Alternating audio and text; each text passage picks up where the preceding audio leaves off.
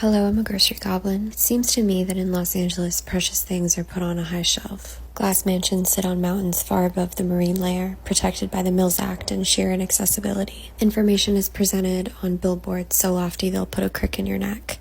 Planes written cursive in the sky, movie screens encourage a lifted gaze, and churches rest on holy hilltops. Unlike its common compatriot, New York, a place that seems to worship the literal and figurative underground, everybody wants to get high in LA. All this to say, my favorite things about the city so far are at ground level.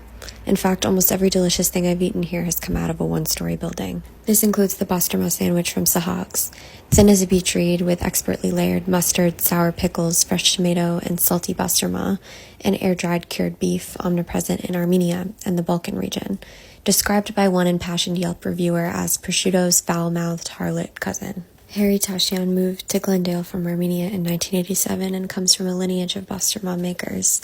For many patrons, this is a pilgrimage, an opportunity to indulge in the finest charcuterie craftsmanship Hollywood has to offer. Another opportunity arises in the grocery section of this small deli, to buy bags of sticky grapefruit-scented Aleppo, spongy bread caked with za'atar, enough fig jam for a lifetime, and jaleb, a drink sweetened with date molasses and punctured with rose. Another opportunity still comes when ordering chikofta, raw meat mixed with bulgur and spices, topped with a glistening mixture of herbs and raw onion, best enjoyed alongside a surprisingly refreshing tarragon soda. The decoration at Sahags is shrine-like, ornamental in a devout kind of way.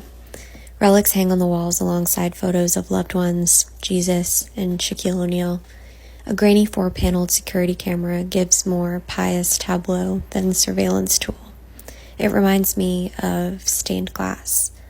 In fact, this whole place reminds me a lot of church, which is either the first or second most important part of Armenian culture, depending on where you place Basturma. The Armenian church, like this one around the corner, has kept the community unified in the diaspora, most of which can be attributed to a genocide which many countries, including the United States, only just acknowledged more than 100 years after its doing.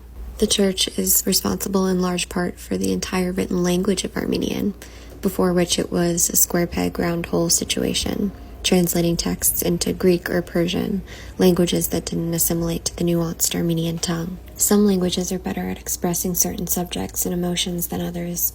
I wonder if Armenian has more profound words for grief and disappointment because of its history. I also wonder what prosciutto's foul-mouthed harlot cousin's favorite expletive is. I don't believe in God, but I love religion, conceptually. If I learned anything from sitting in this church during a heat wave, it's that things high up off the ground aren't always good, delicious, pure, or holy. It is, in fact, sometimes the opposite.